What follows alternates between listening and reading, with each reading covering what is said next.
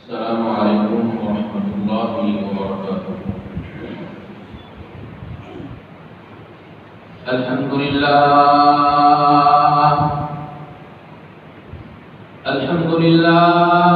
نحمده ونستعینه ونستغفره ونؤمن به ونتوکل علیہ ونعوذ بالله من شرور أنفسنا ومن سيئات أعمالنا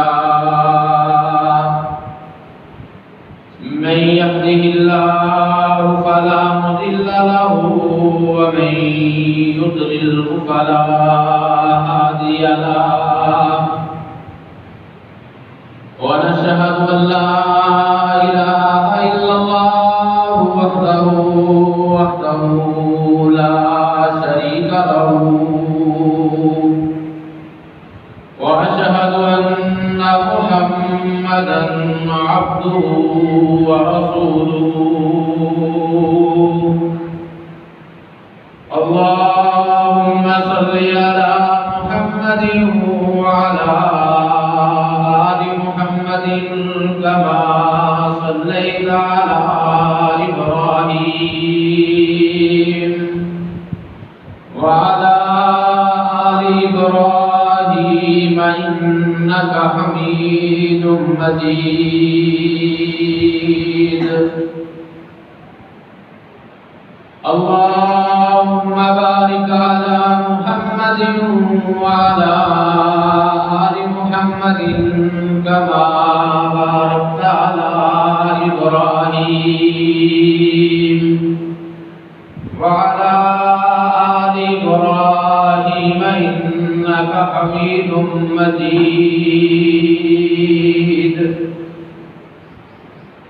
أما بعد فإن أحسن الكلام كلام الله وخير الهدي هدي محمد صلى الله عليه وسلم وشر الأمور محدثاتها وكل محدثة بدعة وكل بدعة ضلالة وكل ضلالة في النار أما بعد فأعوذ بالله السميع العليم من الشيطان الرجيم بسم الله الرحمن الرحيم يا أيها الذين آمنوا إن تطيعوا فريقا من الذين أوتوا الكتاب يردوكم بعد إيمانكم كافرين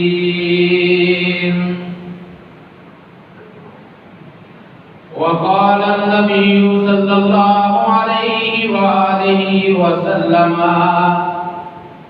لَتَتَّبِعَنَّ سُنَنَ قَبْلَكُمْ شِبْرًا شِبْرًا وَذِرَاعًا ذِرَاعًا حَتَّى لَوْ دَخَلُوا جُحُرَ ذَبٍّ تَبِعْتُمُوهُمْ أَوْ كَمَا قَالَ النَّبِيُّ صلى الله عليه وسلم يا أيها الذين آمنوا اے ایمان والو ان تطیعوا فریقا من الذین اوتوا الکتاب اگر تم نے اہل کتاب کی کسی جماعت کی پیروی کی یردوکم بعد ایمانکم کافرین وہ تمہیں تمہارے ایمان لانے کے بعد کفر کی طرف لوٹا دیں گے۔ فرمایا رسول اللہ صلی اللہ علیہ وآلہ وسلم نے لَتَتَّبِعَنَّ سُنَّ قَبْلِكُمْ یقیناً تم اپنے سے پہلے لوگوں کی پیروی کرو گے شبرن شبرن وذراعن ذراعا، ہاتھ ہاتھ اور گز گز،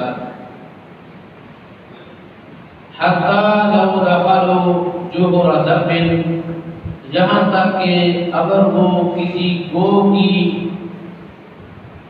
بل کے اندر اپنا ہاتھ ڈال دیں، فاتبعتموہم، تو تم یقیناً ان کی ضرور پیروی کرو گے۔ صحابہ کرام علیہ رضوان اللہ علیہم اجمعین نے پوچھا فمن ہم یا رسول اللہ صلی اللہ علیہ وسلم، اللہ کے پاک پیغمبر وہ کون سے لوگ ہیں جن کی ہم پیروی کریں گے؟ تو کائنات کے امام نے فرمایا الیہود والنصارى، یہودی اور عیسائی۔ حضرت گرامی قدر، آج کی ہماری ملاقات کا عنوان ہے اہل کتاب اور اہل اسلام کے علماء اور عوام، ان کے آپس کے اندر کڑیاں کس طرح ملتی ہیں۔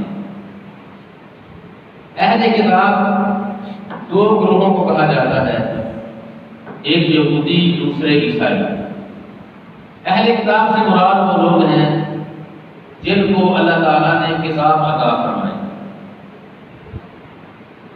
اہل کتاب کو ہی عرف عام کے اندر بنی اسرائیل کہا جاتا ہے۔ بنی اسرائیل کیا ہے؟ سیدنا یعقوب علیہ السلام کا لقب تھا اسرائیل۔ سیدنا یعقوب علیہ السلام کا لقب تھا اسرائیل۔ اسرائیل کی جو اولاد تھی اس کو بنی اسرائیل کہا جاتا ہے، یعنی وہ اولاد جو حضرت یعقوب علیہ السلام کی اولاد ہے، اس کو عرف عام کے اندر قرآن مجید نے بنی اسرائیل کے لقب کے ساتھ یاد کیا۔ بنی اسرائیل یعنی حضرت یعقوب علیہ السلام کو اللہ تعالیٰ نے 12 بیٹے عطا فرمائے۔ ان میں سے ایک بیٹے کا نام تھا یہوذا، اس کا اصل نام تھا یہوذا، لیکن مرور زمانہ نے، الفاظ کے بدلنے نے اس کو یہوذا معروف کر دیا۔ حضرت یوسف علیہ السلام نے جب اپنے بھائیوں کو معاف کر دیا، بھائیوں نے اللہ سے توبہ کر دی، تو پھر یہ لوگ اللہ کے فرما بردار بن گئے۔ نبی ظالم میں سے کوئی بھی اللہ کا باغی نافرمان سرکش کافر نہیں رہا۔ تو یہوذا کی جو نسل ہے اس کو عرف عام کے اندر یہودی کہا جاتا ہے۔ یہودی وہ قوم ہے جس کی اصلاح کے لیے اللہ تعالیٰ نے ہزاروں انبیاء کو مبعوث فرمایا۔ حتیٰ کہ اللہ رب العالمین نے قرآن عزیز کے اندر اس بات کو واضح فرما دیا، یا بنی اسرائیل اذکروا نعمتی التي انعمت علیکم وانی فضلتکم علی العالمین۔ اے بنی اسرائیل، اس نعمت کو یاد کرو جو میں نے تمہارے اوپر کی اور تمہیں پوری کائنات کے اوپر فضیلت عطا فرمائی۔ اس قوم کی رہنمائی کے لیے اللہ تعالیٰ نے 3 کتابوں کو نازل فرمایا۔ ایک کتاب حضرت عزیر علیہ السلام پہ نازل ہوئی جس کو زبور کہا جاتا ہے۔ دوسری کتاب حضرت موسیٰ علیہ السلام پہ نازل ہوئی جس کو تورات کہا جاتا ہے، اور تیسری کتاب حضرت عیسیٰ علیہ السلام پہ نازل ہوئی جس کو انجیل کہا جاتا ہے۔ تو آج کی نشست میں یہی بات عرض کرنے کی کوشش کروں گا کہ یہودی علماء نے کس انداز کے ساتھ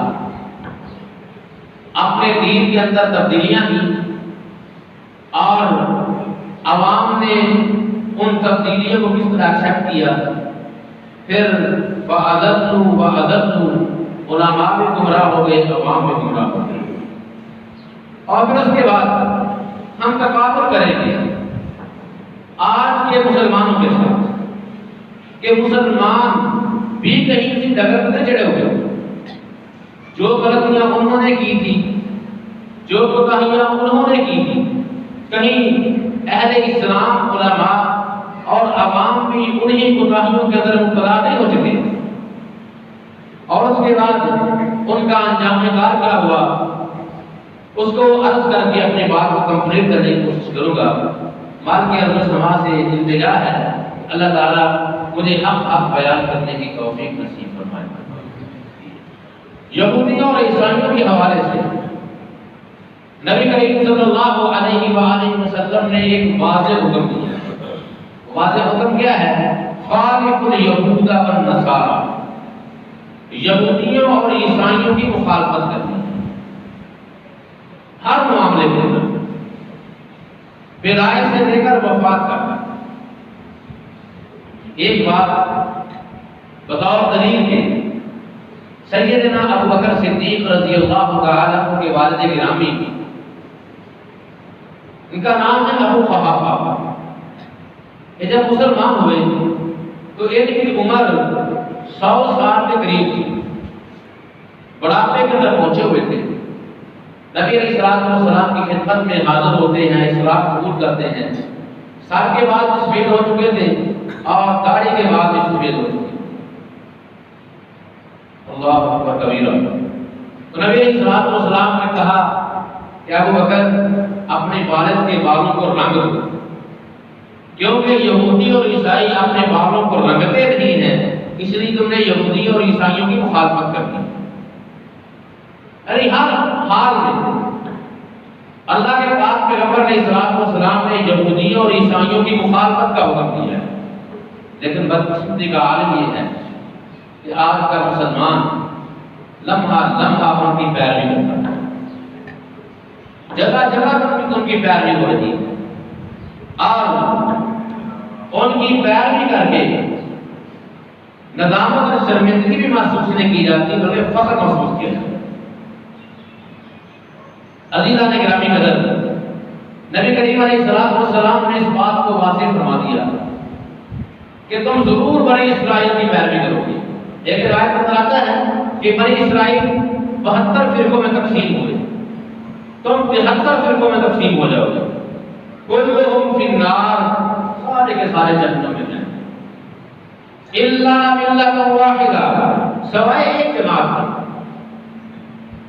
اب اس حدیث کو تمام کے تمام مسالک آپ نے اوپر فٹ کرتے ہیں کہ جی ہم ہیں. حدیث کے الفاظ کیا ہے؟ الا ملۃ واحدہ، ایک جماعت نہیں جائے گی، باقی 72 ضرور جہنم میں جائیں گی. یہ میں نہیں کہہ رہا اور جذباتی گفتگو بھی نہیں ہے، یہ رسول اللہ صلی اللہ علیہ وسلم کا فرمان ہے. ایک جماعت نہیں جائے گی. صحابہ کا اللہ کے بعد پیغمبر وہ ایک جماعت کون سی ہوگی؟ فرمایا ما انا علیہ و اصحابی،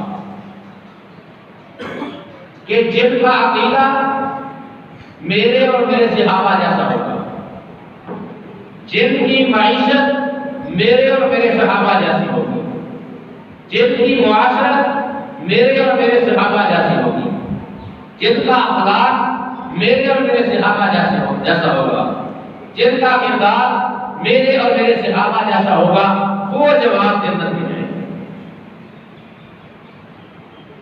اب میں زیادہ ڈیٹیل میں نہیں جاؤں گا کیونکہ میں نے بات کسی اور طرف لے کر جانی ہے.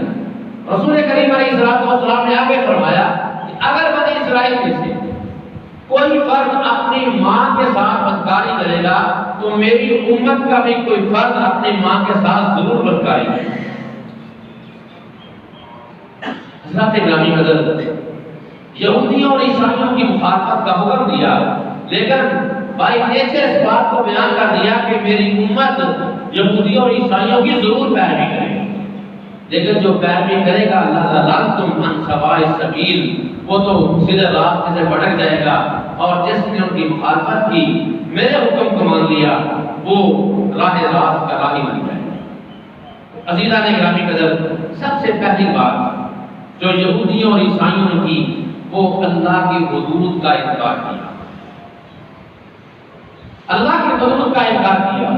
جو چیزیں جو حدیں اللہ نے مقرر کی تھی نا، ان کا انکار کر کے اس کے اندر تغیر و تبدل کر دیا. آج کے مسلمان کو، اہل حدیث مسلمان کو پوچھا جائے کہ رفع الیدین کے بارے میں آپ کا کیا خیال ہے؟ کہتے ہیں رفع الیدین بغیر نوما ہوتی نہیں، کبھی نہیں ہوگی. اہل سنت سے پوچھا جائے بھائی بتاؤ اگر ختم نہ کروایا جائے کام چل جائے گا؟ کہتے ہیں ایسی باتیں کرتے ہیں، ختم نہیں ہوگا جنت کیسے ملے گی؟ لیکن اگر پوچھا جائے بھائی اسلام نے جو حدود بیان کی ہیں، شراب کی حد کتنی ہے، جوئے کی سزا کیا ہے، زنا کی سزا کیا ہے، چوری کی سزا کیا ہے، تو الا رحم ربی بہت کم لوگوں کو پتا ہوگا۔ کیوں کہ ہمارا سارے کا سارا فوکس اس بات پہ ہے کہ اس کو کافر کس طرح بنانا ہے اور آپ مومن کس طرح بنانا ہے۔ ڈھونڈتے رہے ہم غیروں کے عیب و ہنر، جب نہ تھی اپنے حال کی خبر، جب پڑی اپنے گناہوں پہ نظر تو نگاہوں میں کوئی برا نہ رہا۔ یہودیوں نے پہلا کام یہ کیا کہ اللہ کے حدود کا انکار کرتے ہیں۔ یاد رکھیے جتنے بھی مذاہب ہیں آسمانی، عیسائیت آسمانی مذہب ہے، یہودیت آسمانی مذہب ہے، اس کی جو بنیاد ہے وہ وحی الہی ہے۔ وحی الہی کے اندر آج تک کوئی ایسی چیز نہیں ہے کہ جو پہلے حرام تھی آج حلال کر دی گئی ہو، اور جو پہلے حرام ہو اور آج حلال ہو جائے، کیونکہ لوگوں نے خود تبدیلیاں کی۔ جب تبدیلیاں کی تو اللہ تعالیٰ نے شریعت کو اثر نو ہے اس نبی کو بھیج کر لوگوں کے ساتھ اس کی تبدیل فرما دی۔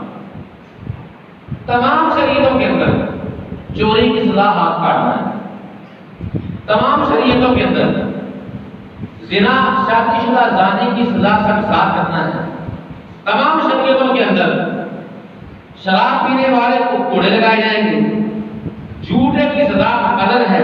یہ ساری سزائیں اللہ نے مقرر فرمائی، لیکن یہودیوں نے ان کا انکار کر دیا اور اپنی منمانی سے سزائیں مقرر کر دی۔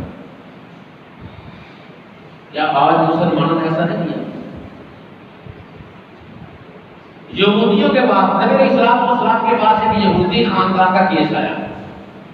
وہ کیس کیا تھا؟ ایک شادی شدہ عورت، شادی شدہ مرد آپس میں بدکاری کر رہے تھے۔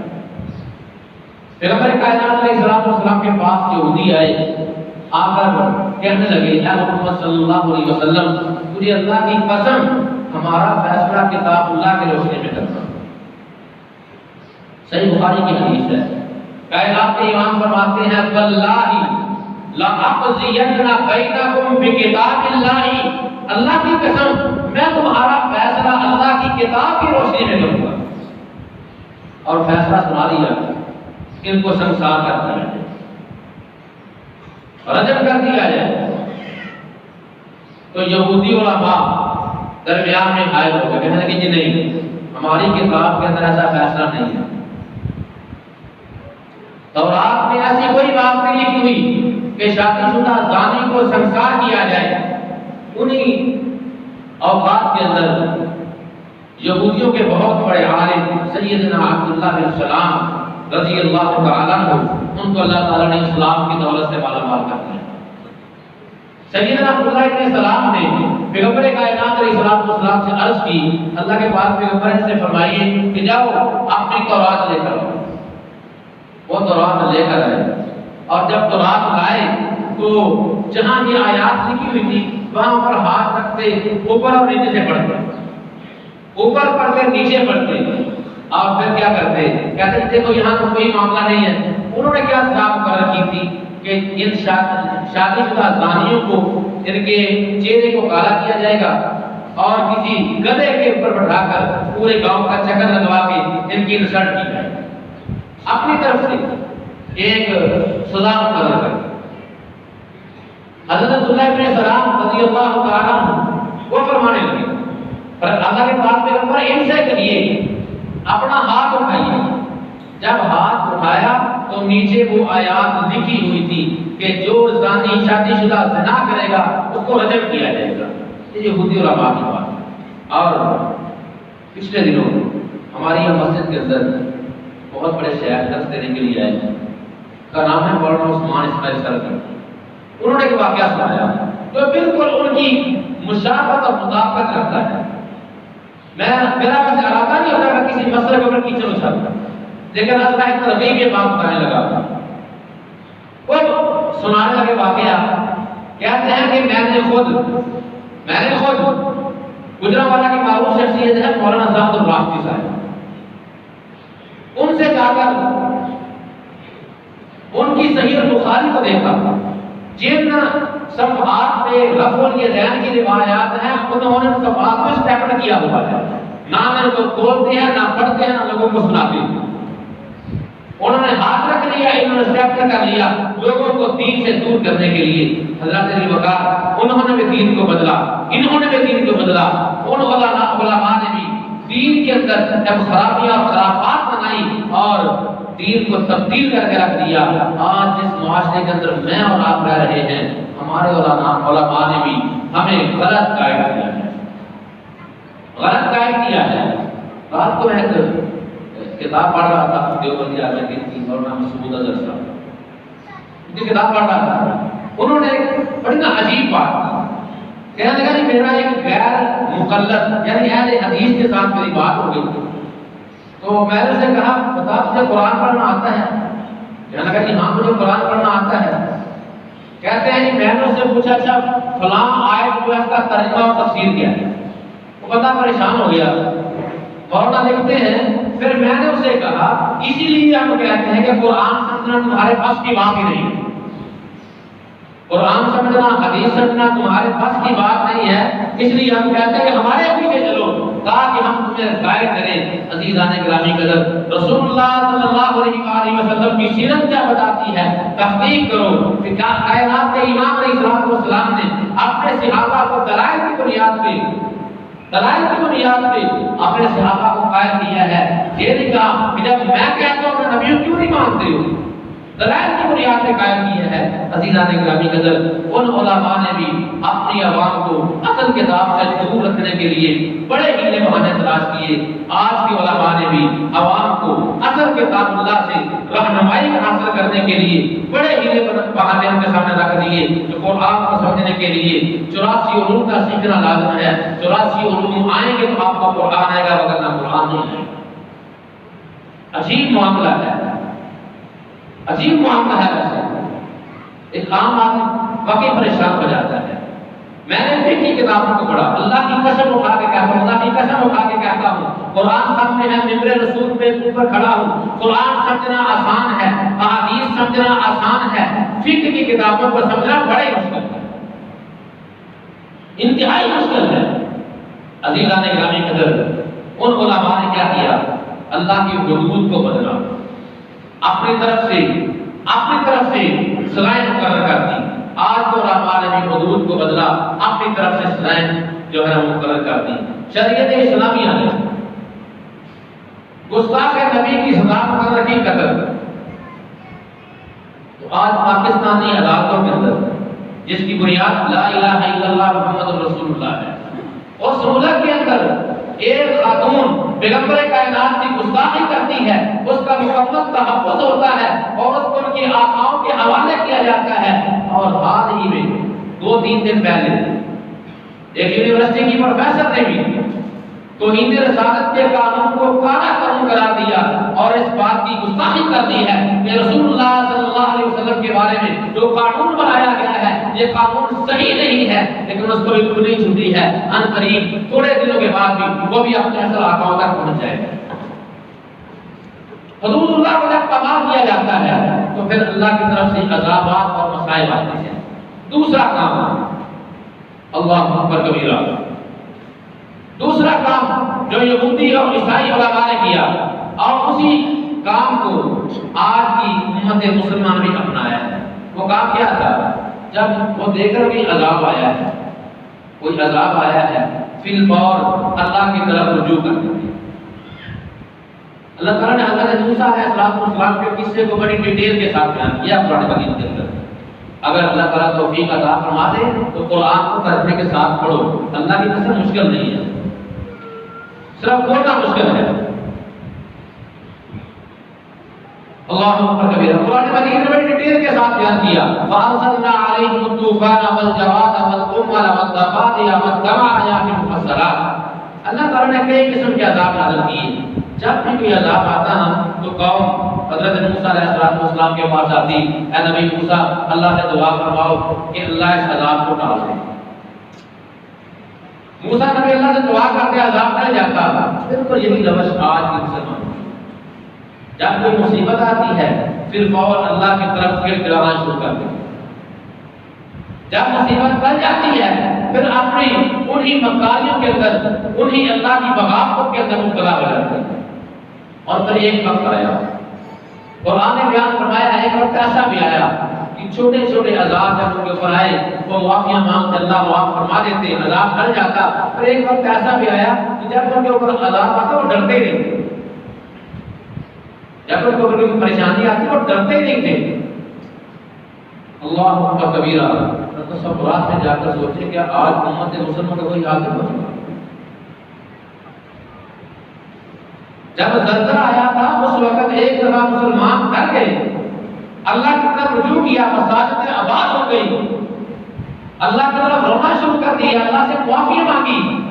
لیکن آج پوری انسانیت کرونا وائرس کے اندر مبتلا ہے. لوگ اپنی ڈگر کے اندر لگے ہوئے ہیں، اپنی ڈگر کے اندر لگے ہوئے ہیں. کتنے لوگ ہیں ہم مسئلے میں آتے ہیں، ہم میں سے کتنے بندے ایسے ہیں جنہوں نے خلوص کے ساتھ اللہ سے دعا کی، وہ اکیلے میں بیٹھ کر اللہ اپنے مالک مقصد کو کرتے. میں اور آپ ذرا اپنے گریبان سے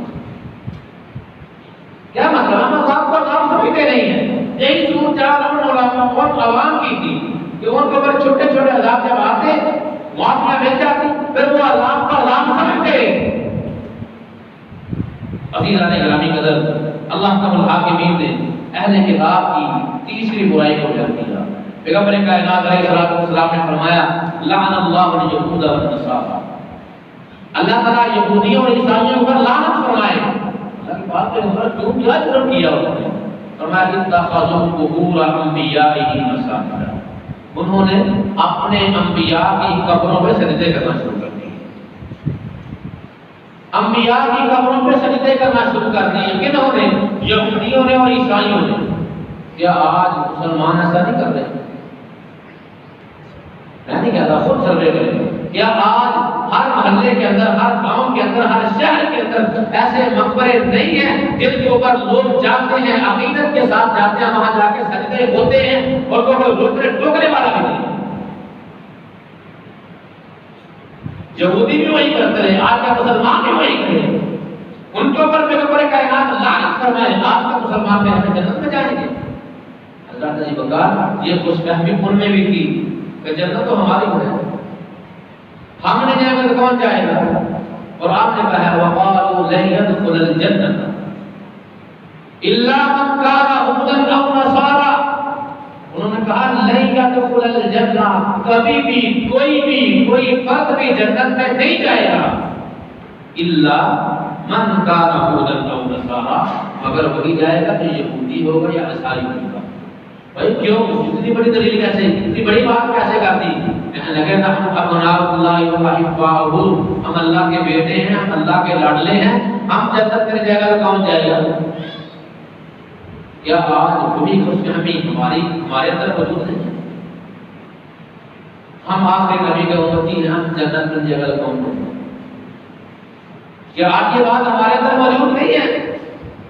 ہم آخری نبی کے امتی ہیں، آخری نبی کے ماننے والے ہیں، ہم جنت میں جائے گا تو کون جائے گا؟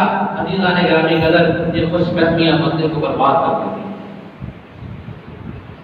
اور ایک خوش فہمیوں کے اندر یہ بھی تھی کہ ہم اللہ کے لاڈلے ہیں، اللہ کے پیارے ہیں، اللہ کے پیاروں کے پیارے ہیں، نبی ابراہیم کی نسل سے ہیں، ہم کو جنت کے وارث ہیں. رسول کریم صلی اللہ علیہ وسلم اپنے خاندان کو جمع فرمایا. صحیح بخاری کے حدیث ہے، صحیح بخاری. اپنے خاندان کو جمع فرمایا اور ایک ایک قبیلے کا نام لے کر کہا بھائی عمل کرو، عمل کرو، قیامت کے دن میں تمہارے کسی کام نہیں ہوگا، عمل کرو. خاندانوں کا نام لیا، پھر آخر میں اپنے چچاؤں کو مخاطب کیا، حضرت حمزہ کو مخاطب کیا، حضرت عباس کو مخاطب کیا. اس کے بعد اپنی صفیہ، اپنی پھپھو جان سیدہ صفیہ کو مخاطب کیا، اے پھپھو جان اعمال کر لینا، قیامت کے دن میں تمہارے کسی کام نہیں آؤں گا. اور اخیر کر دی جب پیغمبر کائنات نے اپنے لخت جگر سیدہ فاطمہ کو مخاطب فرمایا تھا، اے والی یا فاطمہ، اے فاطمہ عمل کر لینا، لا تغنی من اللہ شیئا، قیامت کے دن میں تیرے کسی کام نہیں آ سکوں گا. اعمال کر لے، اعمال پہ رزلٹ بنے گا، اعمال پہ نتیجہ نکلے گا، اعمال پہ تمہارا معاد بنے گا، جنت بنے گا یا جہنم بنے گا. اعمال کرو، اعمال کے بغیر کچھ بھی نہیں. آج ہم کیا کہتے ہیں فلاں پیر صاحب کی چادر کو اپنے گریبان میں ڈالا ہوا ہے، ہم جنت میں جائے گا کون جائے گا؟ اور ہمارے پیر صاحب نے کہا ہوا ہے آپ کو عبادت کرنے کی ضرورت نہیں ہے۔ میرے خالو بہت ہو گئے، اس سے میں نے کہا خالو جان نماز پڑھا کریں، تو کہنے لگے مجھے پیروں نے منع کیا ہوا ہے، اگر میں نماز پڑھوں میں بیمار ہو جاتا ہوں، میں نماز پڑھوں میں بیمار ہو جاتا ہوں۔ عزیزان گرامی قدر، اللہ کی قسم نسبت کام نہیں آئے گی، نسبت کے ساتھ اعمال لازم ہے۔ جب تک ہمارے اعمال نہیں ہوں گے ہم کسی کھاتے میں نہیں پڑیں گے۔ عزیزان گرامی قدر، یہ چار قواعد ہیں جو یہودی عوام کی تھی اور علماء کی تھی، اور آج وہ ساری کی ساری قواعد میرے اور آپ کے معاشرے میں پیدا ہیں۔ آئیے اس کے اوپر غور و فکر کیجیے۔ اللہ رحیم و کریم ہمیں ان باتوں کو سمجھنے کی اور غور و فکر کرنے کی توفیق عطا فرمائے۔ سبحان ربک رب العزت عما یصفون وسلام علی المرسلین والحمد للہ رب العالمین۔